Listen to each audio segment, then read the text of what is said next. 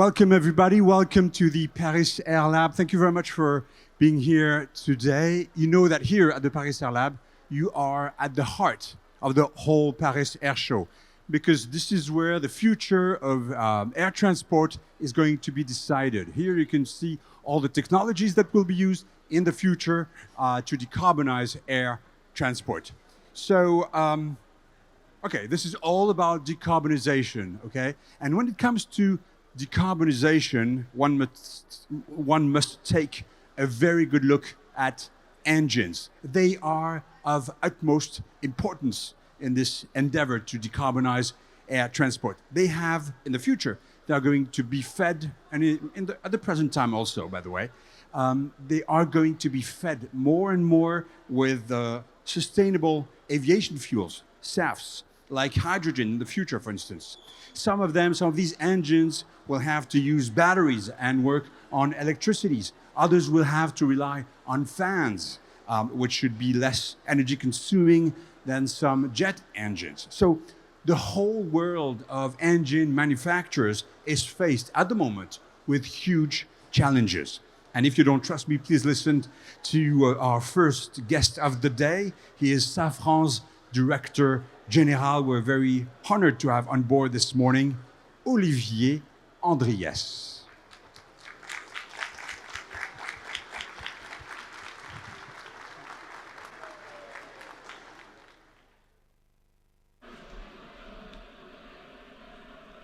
Thank you. I'm delighted to be with you today. It is Paris Air Lab, as you said, heart of the Paris Air Show, and pioneering the technology for the future of aviation. So I'm delighted to provide some perspective regarding the decarbonization of aviation. You know, we have all committed to get to carbon neutrality by 2050. It's been a collective commitment by all players of the aviation industry, the airlines, the airframers, the engine manufacturers. We are all on board to get there, and we shall get there. So many things have happened since the last Paris Air Show 4 years ago. And now, climate change, decarbonization of the aviation is at the top of our agenda. And I'm pleased to say that, yes, indeed, we are building momentum towards achieving this goal of carbon neutrality by 2050. We've done a lot already, but there's still a lot to do collectively. And to bring other industries on board, especially the energy producer, I will come back on that. Developing disruptive technologies is what we, as an industry, all recognize is necessary. Disruptive technology is going to be the first pillar of the decarbonization of aviation. Traditionally, since 50 years, the aviation industry have made incremental improvements, both on the engine and the airframe. And we have reduced the fuel burn consumption with time. But now we need to go faster. And I tell you, we need to go twice as fast as we have ever done. This is why disruption is going to be a necessity. SAFRAN, with our partner GE, precisely because we are the leaders in the engine business for the commercial aviation, we have considered that as a leader in this market, we had to show the example. And this is why we have decided to go disruptive, precisely because we are the leaders. And we have announced in June 2021 our RISE technology program. RISE stands for Revolutionary Innovation for Sustainable Engine. You can see it. And I would be more than happy to welcome you on our stand, on our booth, because you will be able to see it. Rion, RISE. This is a disruptive architecture for the engine, and this will enable us to provide a propulsion option, a propulsion solution bringing 20% fuel burn improvement versus the latest generation of engine that has been brought to market only 5 years ago, the LEAP engine, only 5 years ago. The LEAP engine had brought 15% improvement versus the previous generation. And here, RISE, we want to bring 20% more by 2035. And this RISE engine will be able to operate with 100% sustainable fuel, including eventually hydrogen, if need be. There is an increasing momentum and alignment on the need on such disruptive technologies. In the past year, we have announced an agreement with Airbus, and we are very proud of it, to fly test this engine on an A380 by mid this decade. So 2026, 2027, we are going to fly test this engine on an A380. Boeing, on the other side of the Atlantic, is willing to go disruptive as well. They have just announced a new aircraft configuration named Truss-Braced Wing Demonstrator Aircraft. So you see, the big players of the commercial aviation are playing the disruptive game. Disruption will also happen for new manufacturing processes and materials. And I can tell you, the future is on additive manufacturing. We have decided to create an additive manufacturing campus here in France, in Bordeaux. And I can promise you, up to 50% of the parts of the engines in the future are going to be produced through additive manufacturing. Up to 50. I'm not saying it's going to be 50, but I'm going to say, I can say, for some engines, it can go up to 50. And guess what? Guess what? With the additive manufacturing, not only we play the game of the circular economy and making sure we don't waste material, but also we can reduce the weight of the parts that we produce. And we have already demonstrated that on some parts, we can reduce the weight up to 30 to 50%. The second driver, the second pillar of the decarbonization is the sustainable aviation fuel. Sustainable aviation fuel will most probably wait for more than 50% of the journey to reach carbon neutrality, up to 50% of the journey to reach carbon neutrality. It is not a technical issue because we know our current engines are certified to be operated with up to 50% of sustainable fuel. But today we are running tests with our airframer clients, especially Airbus. We have a test ongoing today, and we are going to push the limit up to try to see how close we can get, how close to 100% we can get on the current engine. But what I can say is for any new engine development, it's going to be able to operate with 100% sustainable fuel. In Europe, we are at risk of being outpaced by the US on sustainable fuel, because in the last 2 years, there has been a tremendous momentum that has been built in North America on sustainable fuels. We are building momentum in Europe as well, and this is good news. And I have to say, in the last few months, the awareness of the criticality of going sustainable fuel has just risen. And I'm glad to see that the European Commission has decided to basically impose a mandate whereby we would have to, the airlines would have to use 6% of sustainable fuel in their blend by 2030. So the momentum is building up on sustainable fuel. It's going to be biofuel short term, but the future is on synthetic fuel. Synthetic fuel is the future. The third pillar of the decarbonization is electric. Electric will not be the full solution for commercial aviation, simply because the battery are weighing too much. So it cannot be a solution. But electric can be and will be the solution for small aircraft. Trainers, commuters, or also new air mobility. So we strongly believe that for the new air mobilities, we are going to go either full electric or hybrid electric.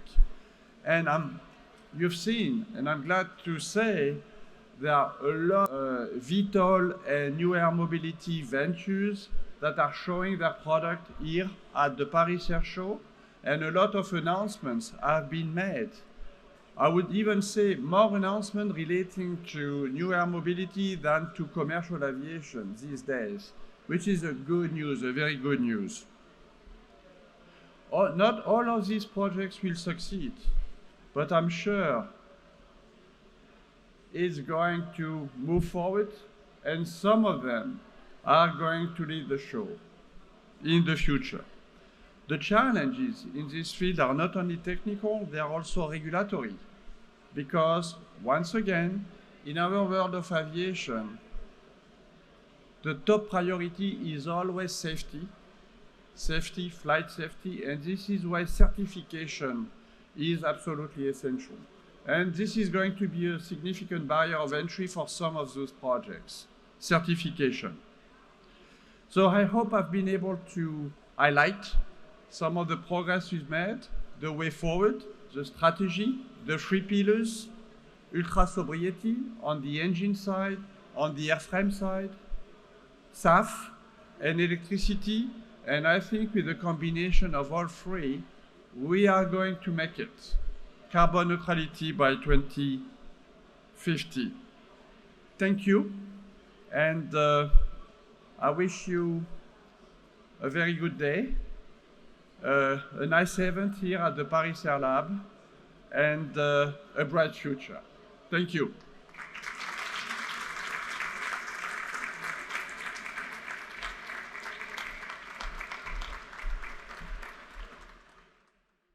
Thank you very much, Mr. Andries. Would you like to stay here for a second? Would you have time for a few questions from the audience? Okay, fantastic. Would you like to sit down for a second? Okay, are there any questions in the audience? Anyone who would like to get a chance to speak to Mr. Andries, who is the Director Général of SAFRAN? Bonjour, good morning. Thank you for your speech. My question is about hydrogen. And going through the show, I can see some hesitation, some reluctance to embrace hydrogen as an alternative fuel. Would you mind elaborating on what are the drawbacks that could be applicable to the aviation industry? Hydrogen is obviously the nirvana. This is obviously a very seducing option because, by definition, it does not emit any carbon dioxide. But there's a lot of challenges relating to hydrogen. Those challenges are not only technical, but they are also relating to the ecosystem. Hydrogen for the aircraft aviation means liquid hydrogen, so it's cryogenic hydrogen. But even at the liquid state, hydrogen basically requires four times more volume than kerosene.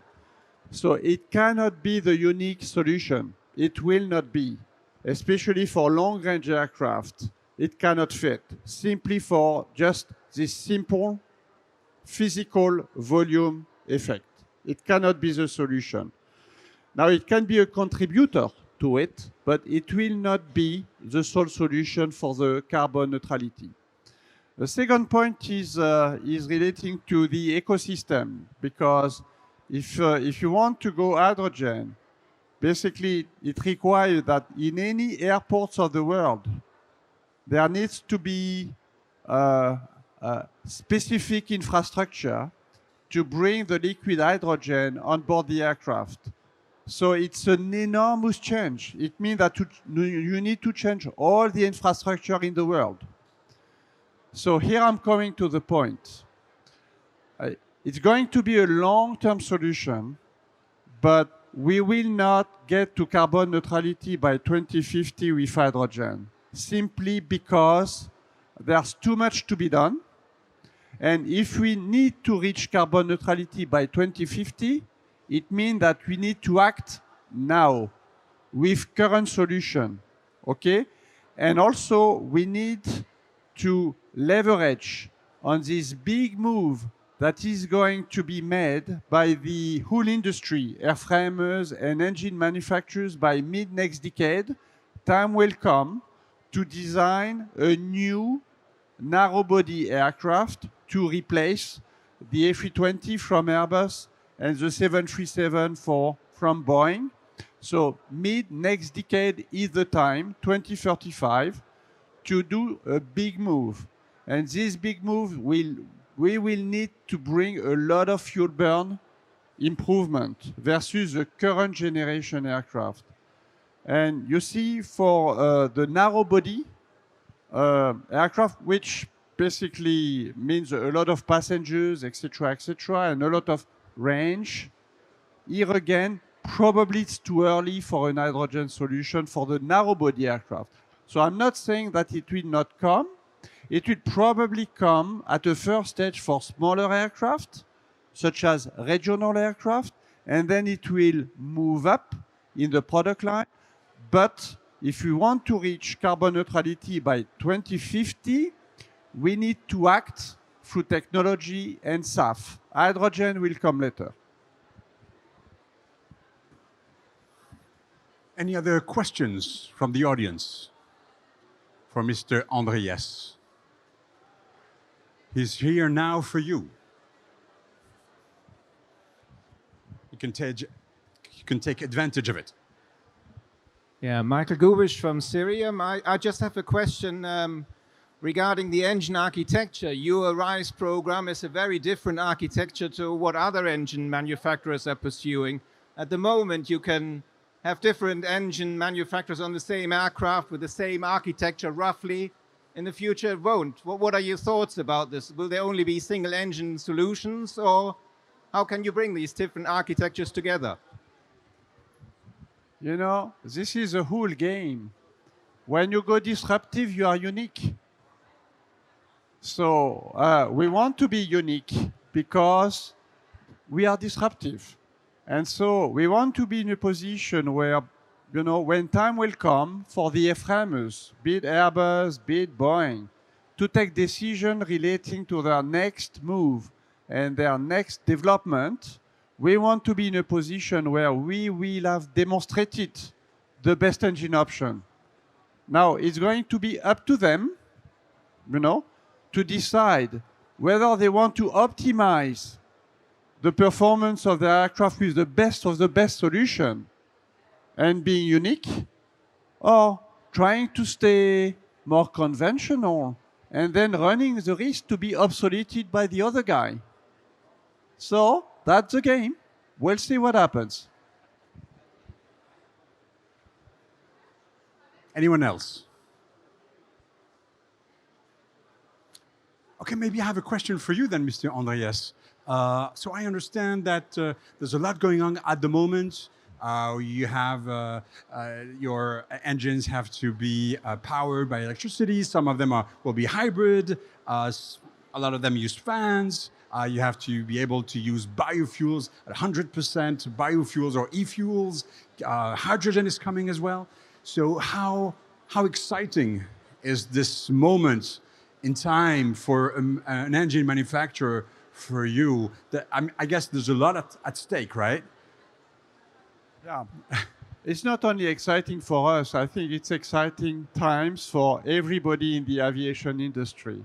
You see, not only we have the short-term challenge that everybody is talking about the supply chain issues and the ramp-up of the aircraft production and the engine production and so on, but this is a very exciting moment because we can make it, the decarbonization of aviation, we can make it, and you know what? The future is going to be built in the next 5 years. I'm convinced The next of that. what? In the next 5 years. Well, what we are doing now, between now and 27, 28, is absolutely critical. This is where the technologies are going to be prepared. This is when the technologies are going to be matured. If we don't do that now, we are going to miss the rendezvous, and it's going to be too late. So this is why it is an incentive moment. It's an exciting moment. And I'm inviting everybody, you know, getting out of engineering schools, every newcomer to come and to participate, because I just invite you to be an actor of the decarbonization of aviation. Yes, we can make it, you know. The decarbonization will not come from the decrease of activity. We are going to combine traffic growth and decarbonization. So very exciting. Technology is a solution. So you are confident that by 2050, neutrality, carbon neutrality can be met, although we're going to have a doubling of the whole number of passengers within the next 20 years? I'm confident we can reach it. You know, technology will be there. I tell you, the next generation aircraft will bring at least 30% fuel burn improvement versus the existing one. If we all dare, we need to dare. We need to dare to go disruptive. The airframer and the engine manufacturer, we need to dare to be disruptive. If we dare to be disruptive, the next aircraft will bring 30% fuel burn improvement, which is a lot. And we need to have the energy producer to scale up their production capabilities and bring typically synthetic fuel. We have invested through our SAFRAN corporate venture in a small enterprise in Germany named Ineratech, and they are producing synthetic fuel. We are absolutely thrilled with what they are doing. They are producing synthetic fuel, and they can do that, you know, at the location of airports. So yes, I am a strong believer we can make it happen. So synthetic fuels are quite expensive, aren't they? So that's the problem with them, isn't it? So yes. So we have to come to the question of financing. Yes. This means a lot of investment, a lot of money. Do you get all the money you need? Yes, but I have to tell you, if everybody believes that the climate transition, whatever the sector is going to be free of charge, you know, then you are strongly wrong. Yes, indeed. Once again, in any sector, and it is equally true for the aviation, the climate transition and getting to carbon neutrality will require money, will require investment. And yes, indeed, the biofuels, the synthetic fuels are going to be more expensive than the kerosene, but I strongly believe that the passengers will accept to pay the price and the fares slightly more just to accommodate and to make sure that we reach carbon neutrality and to feel good about that. So I think the market can accept it. Nobody else? Thank you. Can we have a big round of applause for Olivier Andries, please? Thank you.